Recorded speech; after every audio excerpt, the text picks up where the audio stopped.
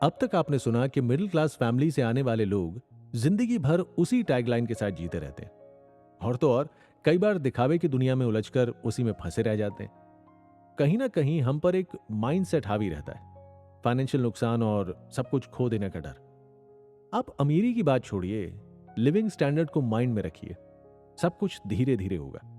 एक बार आप अपने इस लिविंग स्टैंडर्ड के गोल को अचीव कर लेंगे तो धीरे धीरे अमीरी का मतलब साफ होता जाएगा।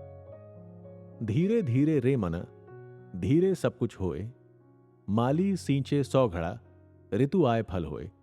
मतलब मन में धीरज रखने से ही सब कुछ हासिल होता है। अगर माली किसी पेड़ को 100 घड़े पानी से सींचने लगे तब भी फल ऋतु के आने पर ही लगेगा। चलिए समझते हैं, कुछ लोगों के लिए मैथ्स इतना आसान क्यों है, कुछ के लिए बेहद मुश्किल। एक्चुअल में हम दिमाग को एक ही संदेश बार बार भेजते हैं कि मैथ्स मुझसे ना हो पाएगा। यही मुझसे ना हो पाएगा, मेरे बस का नहीं, इसे दिमाग एब्जॉर्ब कर लेता है। और आप जब भी मैथ की बुक खोलते हैं, वही माइंडसेट हमें इजी सी दिखने वाली मैथ्स को भी बहुत हार्ड बना देता है। चलिए एक और एग्जांपल लेते हैं।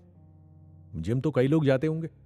आपने देखा होगा कि अक्सर हम हैवी वेट मशीनों को देखते ही एक चीज बार बार दोहराते हैं, इतना वजन मैं नहीं उठा पाऊंगा, चोट लग गई तो, कुछ हो गया तो। बस यहीं आपने हार मान ली और खुद का एक माइंडसेट तैयार कर लिया कि ये मेरी हद है, इससे आगे मैं नहीं जा सकता या नहीं जा सकती। यानी हमने अपने आसपास एक कंफर्ट जोन बना लिया। हमने मिडिल क्लास होने को एक कंफर्ट जोन बना लिया। हमारे आसपास का एनवायरनमेंट भी हमें इसमें आगे बढ़ने से, नई सोच से रोकता है। हम उसी आरामगाह में जीना चाहते हैं जिसे हम पीढ़ी दर पीढ़ी देखते आ रहे हैं। चलिए समझते हैं कैसे। हम कहानी को 3 हिस्सों में बांट लेते हैं, लोअर, मिडिल और अपर क्लास। अब देखिए, लोअर क्लास रोज कमाती है, रोज खाती है। उनके पास खोने को कुछ नहीं है। वो जानते हैं कि उन्हें सिर्फ आज आज का इंतजाम ही करना है। उन्हें पीढ़ियों की परवाह नहीं है, ना ही कोई ऐसी जिम्मेदारी है जिसे उन्हें जीवन भर निभाना है। ऐसे में उनके पास रिस्क लेने के सिवाय कोई चारा नहीं बचता। इसे समझने के लिए फिल्म के कैरेक्टर पुष्पा और केजीएफ के रॉकी को आप अपने माइंड में रखिए। क्या सिमिलैरिटी पाते हैं आप उनकी कहानियों में? गरीबी और रिस्क। हर कहानी का नायक या तो गरीब है या बहुत अमीर।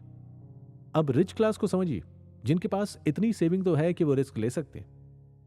एक एग्जाम्पल, आप अपने किसी फ्रेंड का कैरेक्टर ले लीजिए जो एक रिच क्लास फैमिली को बिलोंग करता है। क्या उसने आपकी तरह नौकरी चुनी या कोई नया बिजनेस शुरू किया? अच्छा, आपने नौकरी क्यों चुनी? क्योंकि आप मंथली इनकम से संतुष्ट हैं। आप सेटिस्फाइड हैं कि आप जितना कमा रहे हैं वो आपके लिए इनफ है। ज्यादा रिस्क लेने के चक्कर में कहीं जितना आपके पास है वो भी ना गवा दें। मतलब आप ना तो अपनी पेशेंस का यूज करेंगे, ना ही रिस्क लेंगे। बस कमाए जाओ, प्रभु के गुण गाए जाओ।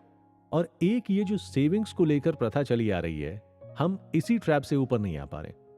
हमें शुरू से ही सेविंग्स करने की सलाह दी जाती है, लेकिन रिस्क और इन्वेस्टमेंट को लेकर कोई बात नहीं की जाती। मिडिल क्लास की सबसे बड़ी प्रॉब्लम है कि पैसा कहां से आए। क्या आप जानते हैं, हमारे देश में सिर्फ 10% लोग हैं जो रिच कैटेगरी से बिलोंग करते हैं, बल्कि 50 से 60% मिडिल क्लास की कैटेगरी में। मिडिल क्लास में इतनी भीड़ क्यों है भाई? जिसका एक ही रीजन है, पैसे की समस्या और जॉब क्लास, जो सिर्फ सोचते हैं कि पैसा कैसे आए, लेकिन रिस्क से डरते हैं। हम बजट बनाने, कॉम्प्रोमाइज करने और सेविंग के चक्कर में मिडिल क्लास ही बने रह जाते हैं। फिर भी पैसे की प्रॉब्लम सॉल्व नहीं हो पाती है।